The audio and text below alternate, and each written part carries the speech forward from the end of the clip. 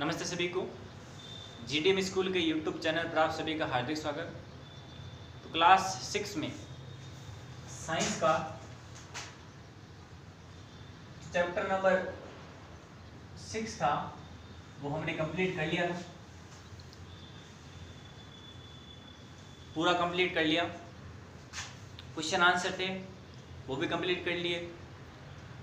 कौन कौन सी परिवर्तन होते हैं, कौन कौन से उत्क्रमणीय होते हैं, कौन कौन से उत्क्रमणीय नहीं होते, वो सारे हमने पढ़ लिए थे।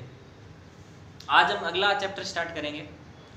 6 के बाद नंबर तो 7वें का आता है, लेकिन 7वां क्वेश्चन जो आपके चैप्टर है, पार्ट नंबर 7 है, पौधों को जानिए, वो चैप्टर इस बार आपके सिलेबस में नहीं है। ठीक है, तो ध्यान से सुन ले। पहले चैप्टर जो 7 है, पौधों को जानिए,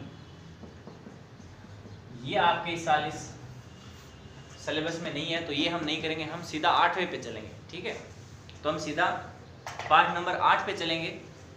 तो हेडिंग डालें चैप्टर 8, शरीर में गति। शरीर में गति, तो ये चैप्टर हम करेंगे शरीर में गति, 8वां। ठीक है, 7वां हम अब सिलेबस में नहीं है तो नहीं करेंगे। तो हेडिंग डाल लें सबसे पहले नए पेज से, शरीर में गति। देखें, तो जो शरीर में गति है, सबसे पहले तो ये ध्यान रखें कि गति क्या होती है। भाई सबसे पहले तो ये ध्यान रखना है कि शरीर का तो आपको पता है, हमारा जो शरीर है उसके अंदर होने वाली गतियां, जैसे हम लिख रहे हैं, हम कोई बॉल फेंक रहे हैं या हम चल रहे हैं, तो वो कैसे हो रही है, उसके बारे में थोड़ा पढ़ना पड़ेगा। कौन कौन सी शरीर के अंदर संधियां होती है, जैसे हमारी अंगुलियों के अंदर हम अंगुलियां मोड़ सकते हैं, हम हाथ मोड़ सकते हैं, तो यहाँ पर कौन कौन सी संधियां होती है हड्डियों के अंदर, वो भी हमें पढ़नी पड़ेगी। तो ये पार्ट थोड़ा सा बड़ा हो सकता है, और क्वेश्चन आंसर तक तो बड़ा हो जाएगा, ये क्वेश्चन आंसर करेंगे तब तक तो, लेकिन पढ़ेंगे एकदम अच्छे से, बढ़िया से, धीरे धीरे की सारी चीज़ें एकदम क्लियर होती चले। तो आप भी साथ में नोट करते हुए चलना। ऐसा नहीं है कि आप सिर्फ क्वेश्चन आंसर नोट करें, आपको पूरा उतारना है। जितना आपको बोर्ड पर मैं उतारूँ, उसके बाद क्वेश्चन आंसर कर रहा हूँ, पूरा उतारना है। ऐसा कोई मेरे को नहीं मिलेगा जो सिर्फ और सिर्फ क्वेश्चन आंसर उतार रहा है, बाकी कुछ उतार ही नहीं रहा। ठीक है, तो सबसे पहले शरीर में गति, हेडिंग डाल ली। अब देखें गति क्या होती है वो देखें। सबसे पहले गति क्या होती है वो देखें। गति कहते किसको है भाई? गति क्या है? गति का मतलब है कि हम एक स्थान से दूसरे स्थान पर जा रहे हैं। एक व्यक्ति था, वो यहाँ था पहले, फिर वो आ गया यहाँ। कोई व्यक्ति एक स्थान से दूसरे स्थान पर जा रहा है, यानी उसकी स्थिति बदल रही है। पहले मान लो कोई ए जगह पर था, अब ये मान लो कि बी जगह पर है, तो इसकी स्थिति बदल गई 1 से बी में। और ए से बी में बदलने के बाद में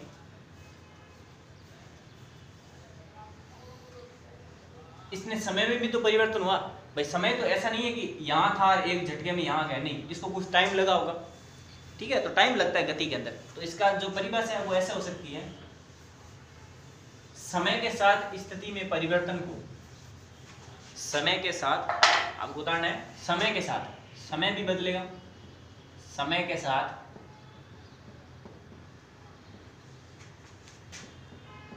स्थिति में परिवर्तन,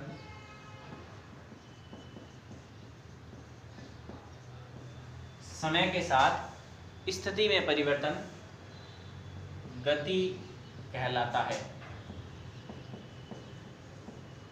क्या कहलाता है? गति कहलाता है। और शरीर में गति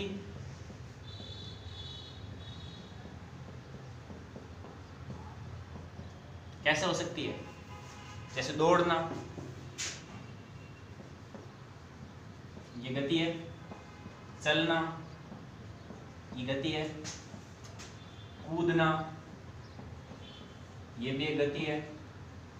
फेंकना, ये भी कोई गति है।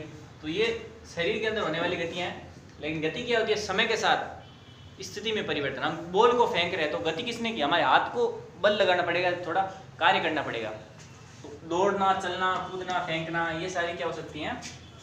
हमारे शरीर में होने वाली कुछ गतियां हैं। अब होती कैसे है, चल कैसे सकते हैं भाई, चलना कैसे है, हम पैरों से चल सकते हैं, पैर हमारे हलचल कर रहे हैं, इससे हम चल सकते हैं। तो यहाँ तक नोट किया।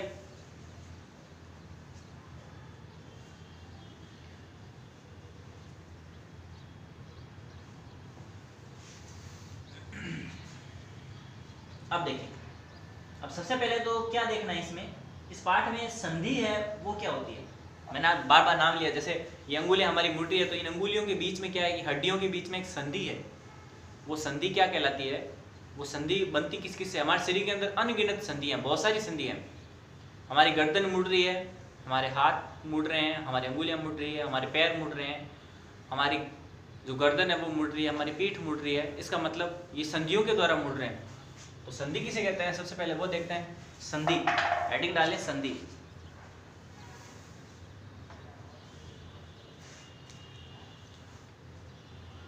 तो क्या है संधि, नाम सुना होगा संधि, ठीक है। हम शरीर के विभिन्न भागों को, हम शरीर के विभिन्न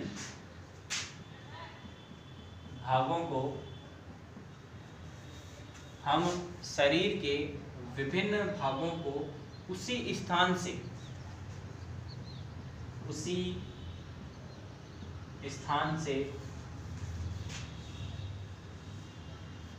मोड़ अथवा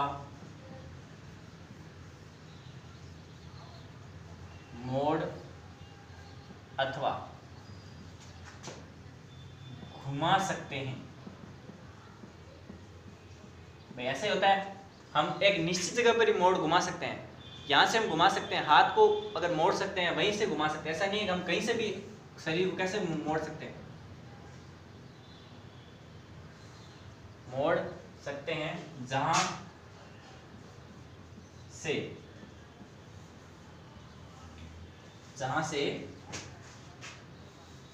दो हिस्से एक दूसरे से जुड़े हो, जहां से दो हिस्से एक दूसरे से जुड़े हो,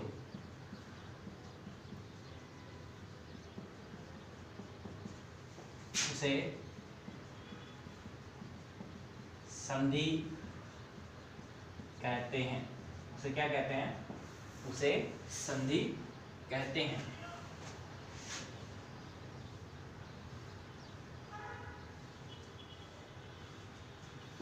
तो संधि क्या है, सबसे इंपॉर्टेंट टॉपिक है, क्योंकि इसके बाद हमारे शरीर के अंदर कई संधियां होती है, वो संधियां हमें पढ़नी पड़ेगी। तो संधियां कौन कौन सी, सर के अंदर कौन सी संधि होती है, पैर के अंदर कौन सी संधि होती है, हाथ के अंदर कौन सी संधि होती है। तो संधि किसे कहते हैं, आप शरीर के अंदर एक कोई निश्चित स्थान है, उसे मोड़ सकते हो, घुमा सकते हो, यानी दो स्थान जुड़े हैं आपस में। जैसे ये है, ये हाथ है, हाथ दो हड्डियों से जुड़ा हुआ है, एक तो ये पंजे की हड्डियों से और एक नीचे हथेली की हड्डियों से, ये हड्डियों से जुड़ा हुआ है, इसीलिए ये ऐसे मुड़ रहा है। अगर ये जुड़ा नहीं होता, एक सीधा एक ही होता है, ये दो नहीं, अब दो है, ये एक ऊपर वाला एक नीचे वाला, ये आपस में जुड़े हुए हैं यहाँ, इसलिए ये मुड़ रहा है। अगर मान लो ये दो नहीं होती, ये सीधा ही होता, भाई हाथ यहाँ से हमारा मुड़ता है क्या, यहाँ से नहीं मुड़ सकता, क्योंकि ये दो नहीं है, एक है, दो यहाँ है, दो जुड़े हुए हैं आपस में, इसलिए यहाँ से मुड़ते हैं। तो इस जुड़े हुए भाग को क्या कहते हैं, संधि कहते हैं, ठीक है। संधि का मतलब ये होता है जुड़ना। हम शरीर के विभिन्न भागों को उसी स्थान से मोड़ अथवा घुमा सकते हैं, उसी स्थान से मोड़ अथवा घुमा सकते हैं जहां से दो हिस्से एक दूसरे से जुड़े हो।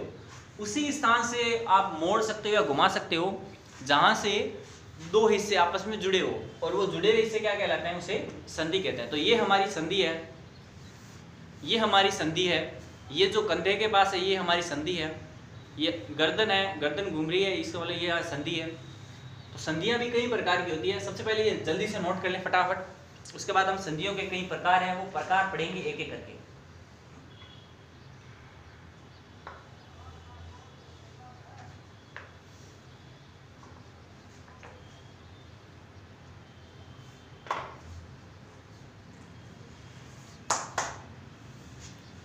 तो मिटा दें।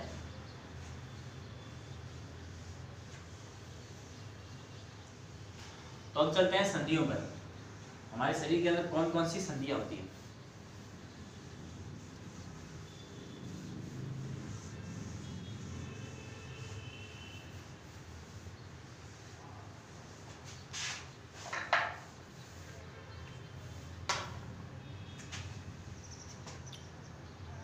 लिखना है मानव के शरीर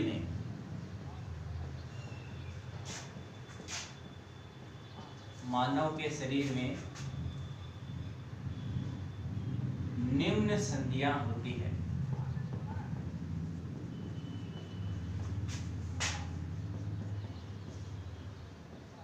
कई प्रकार की संधियां होती है। ठीक है, अब ये संधियां हैं कौन कौन सी वो देख लेते हैं। मुख्य रूप से ये संधियां 4 प्रकार की है। पहली है कंदुक खलिका संधि,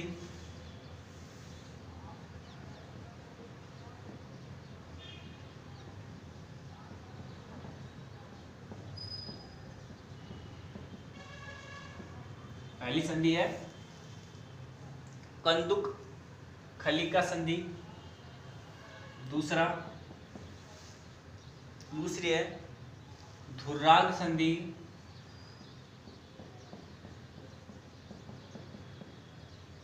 तीसरी है हिंज संधि।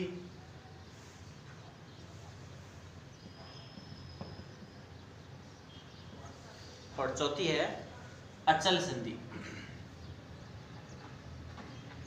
अचल संधि। तो ये 4 हैं मुख्य रूप से, और इन चारों को ही हम पढ़ेंगे।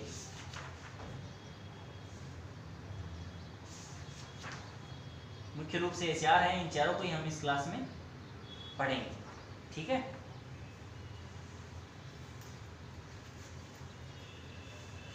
और होती कहाँ है शरीर के अंदर ये भी हम देखेंगे कि ये शरीर में कहाँ होती है, धुराग कहाँ होती है, हिंज कहाँ होती है, अचल संधि कहाँ होती है, ये होती कहाँ है।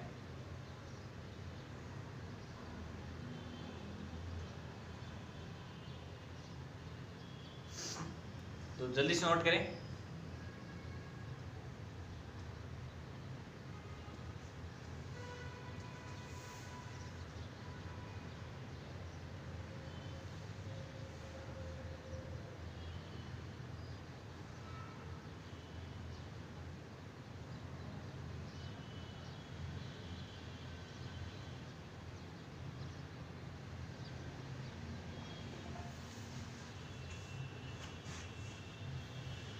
उतार लिया। अब आप पहला हेडिंग डाल लो, पहली हेडिंग डाल लो कंदुक खलिका संधि। पहली हेडिंग डालो।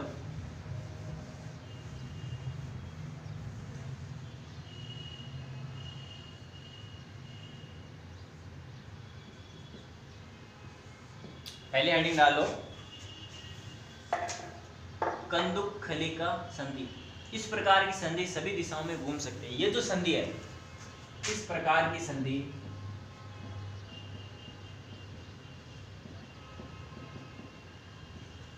सभी दिशाओं में घूम सकती है। सभी दिशाओं में घूम सकती है। तो सभी दिशाओं में घूमने वाली संधि क्या कहलाती है? कंदुक खलिका संधि। ये संधि सभी दिशाओं में घूम सकती है, यानी चारों तरफ घूमने वाली क्या कहलाती है? ये संधि कहलाती है।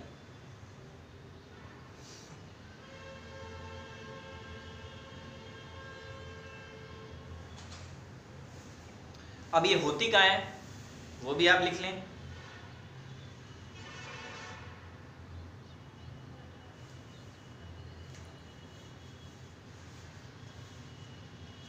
हाथ की संधि, जैसे कोनी है ये, देखो यहां से हाथ की संधि नहीं है ये आप हर जगह चारों तरफ घुमा सकते हो इसको। ठीक है, तो ये चारों तरफ घूम सकती है। गर्दन, जैसे गर्दन है, सर है, ये सर आप चारों तरफ घुमा सकते हो क्या? पीछे पीछे घूम सकता है क्या? तो नहीं घूम सकता। तो ये है जैसे हाथ को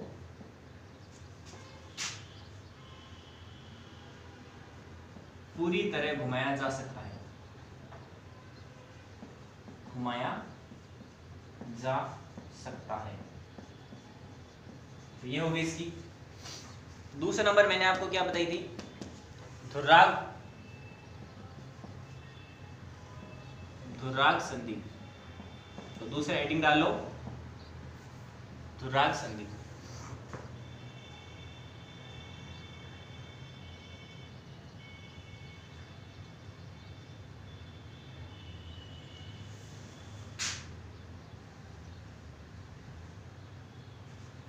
इसमें लिखना है, इस प्रकार की संधि में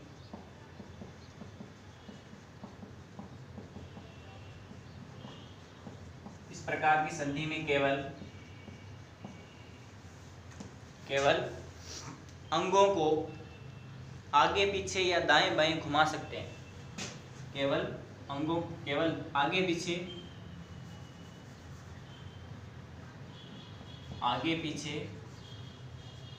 या तो आगे पीछे घुमा सकते हो या दाएं बाएं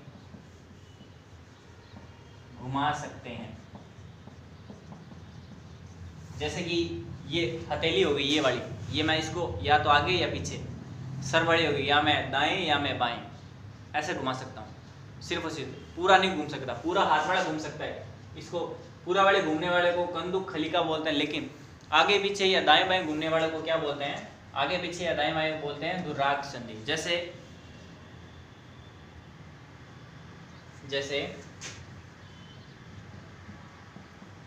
आप लिख सकते हो सर्व, ठीक है, आप लिख सकते हो सिर व गर्दन को जोड़ने वाली संधि। तो गर्दन और सर को जोड़ने वाली संधि कौन सी है, धुर्राग संधि है। तो आप इसको पूरा नहीं घुमा सकते, लेकिन आगे पीछे घुमा सकते हो या फिर दाएं बाएं घुमा सकते हो, ठीक है, पूरा नहीं घूम सकती इसको, इसलिए इसको कहते हैं धुर्राग संधि।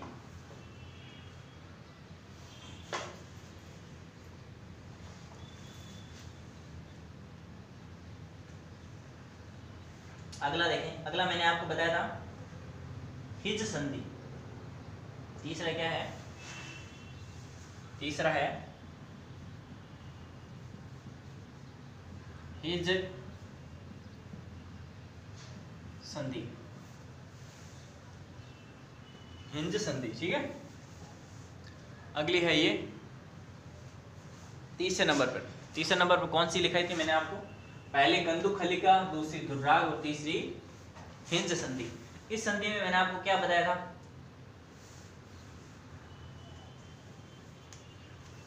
इसमें लिख सकते हैं, इस प्रकार की संधि में केवल आगे और पीछे एक ही दिशा में गति हो सकती है, ठीक है। इसमें क्या होता है, इस प्रकार की संधि में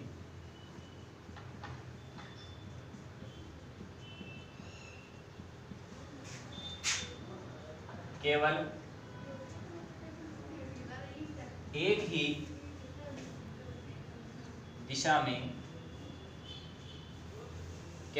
दिशा में गति हो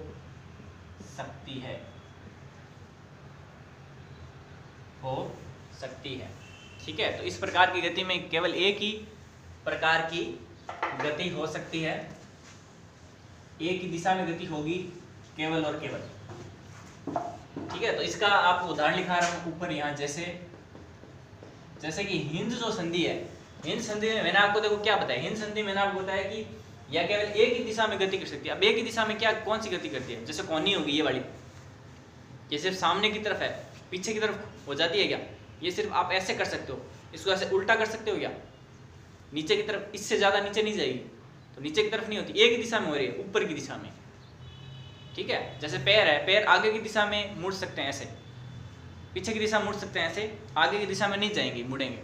तो ये भी क्या है, एक प्रकार की हिंज संधि है, जो एक ही दिशा में गति कर सकती है।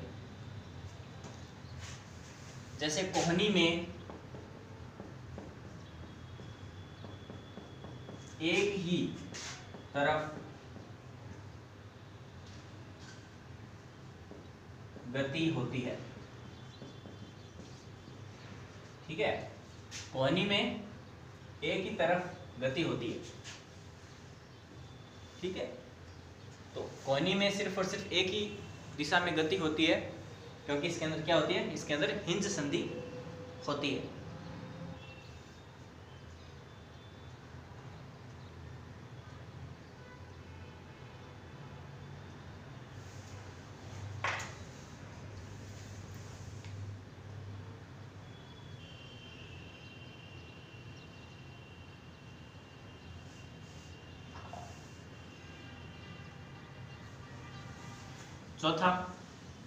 चौथी संधि कौन सी थी? चौथी संधि थी अचल संधि। अचल, चल का मतलब चलना और अचल का मतलब नहीं चलना। मिटा दूं ये? अगली देखें, चौथा नंबर है अचल संधि। लास्ट संधि है आपकी अचल संधि। अब अचल संधि देखें। अचल संधि में क्या होता है कि यह शरीर के कुछ अन्य जो हमारे हिस्से हैं वहां अस्थियां हिलती नहीं है। ऐसी संधि को, इस प्रकार की संधि में देख, लिख लें पूरा, इस प्रकार की संधि में, इस प्रकार की संधि में, इस प्रकार की संधि में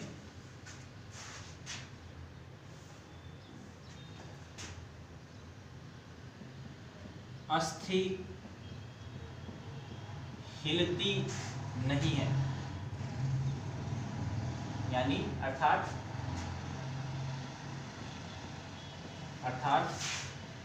किसी भी प्रकार की, अर्थात किसी भी प्रकार की गति नहीं होती है। अर्थात किसी भी प्रकार की इसमें गति नहीं होती है।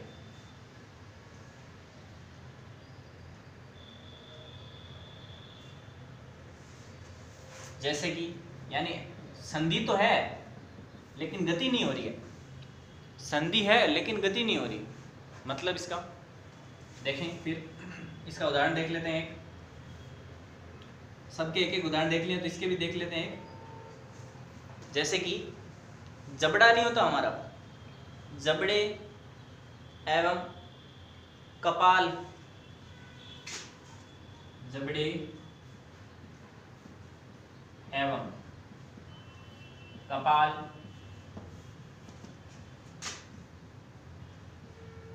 के मध्य अचल संधि होती है। अचल संधि होती है। तो हमारा जो जबड़ा है और जो हमारा कपाल है, इन दोनों के बीच, जबड़ा हमारा आपको पता है मुंह के अंदर जबड़ा है और ये कपाल है, इन दोनों के बीच में संधि होती है। जैसे ये हमारा मस्तिष्क हो गया, ये हमारा नीचे जबड़ा है, तो ये जबड़ा नीचे से हिलता है क्या? यहाँ से जबड़ा हिल जाएगा? जबड़ा नहीं हिलता, हमारा मुंह हिलता है। तो जबड़े हो गया और हमारा कपाल हो गया। हमारे कपाल और जबड़े के बीच में एक संधि है लेकिन वो कभी हिलती नहीं है। तो ऐसी हमारे सर के अंदर कुछ हड्डियां होती है ऐसी जो कभी भी हिलती नहीं है, वो गति कभी करती ही नहीं है। तो वो अचल संधि का उदाहरण है। मस्तिष्क के अंदर, दिमाग के अंदर, कपाल के अंदर आने वाली जितनी भी संधियां हैं वो सारी की सारी कौन सी है? अचल संधियां हैं, वो कभी हिलेगी नहीं। ठीक है।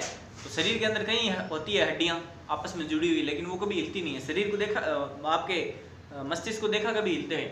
तो दिमाग के अंदर ऐसी कई सारी हड्डियां जो आपस में जुड़ी हुई है, आपस में संधि की हुई है, लेकिन कभी हिलती नहीं है।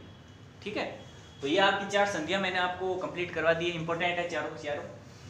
कैसे इंपॉर्टेंट है? पहले हमने कौन सी संधि की थी? पहले हमने संधि की थी कंदुक खलिका। कंदुक खलिका में वो चारों तरफ घूम सकती थी। ठीक है। दूसरी हमने की थी दुर्राग, या तो दाएं बाएं घूम सकती है या आगे पीछे घूम सकती है। उसके बाद हमने की थी हिंज संधि। हिंज संधि में हमने पढ़ा था कि ये एक तरफ जा सकती है, दोनों तरफ नहीं जा सकती। जैसे कोहनी की हो गई, पैरों का घुटना हो गया, ये सारी। और लास्ट हमने पढ़ा था कौन सी? अचल संधि। चल का मतलब घूमना, अ का मतलब नहीं घूमना। तो अचल का मतलब ऐसी भी अस्थियां जुड़ी हुई आपस में संधियां हैं जो कभी कभी भी गति नहीं करती है। तो ऐसी भी संधियां जो गति नहीं करती है वो अचल, जो चारों तरफ गति करती है वो कंदुत खलिका, जो एक तरफ गति करती है जो हिंज, और जो दाएं बाएं गति करेगी या आगे पीछे तो उसे बोलेंगे धुर्राग संधि। तो ये चारों हमने पढ़ ली, गति का भी एकदम पूरा डिटेल में हमने आपको बता दिया। तो आज के लिए हम बस इतना ही करेंगे। आपका काम है कि इसे अच्छे तरह से नोट करें और एक बार इसको ज़रूर पढ़ें, ठीक है, ताकि आगे अगर बाद में अगर एग्ज़ाम होंगे तो रिवीजन करने में आपको बड़ी आसानी होगी, क्योंकि एक बार आपने इसको पढ़ लिया है। ठीक है, तो आज के लिए हम बस इतना ही, संधियों तक कंप्लीट करते हैं। कल हम आगे की स्टार्ट करेंगे। तब तक के लिए सभी को धन्यवाद।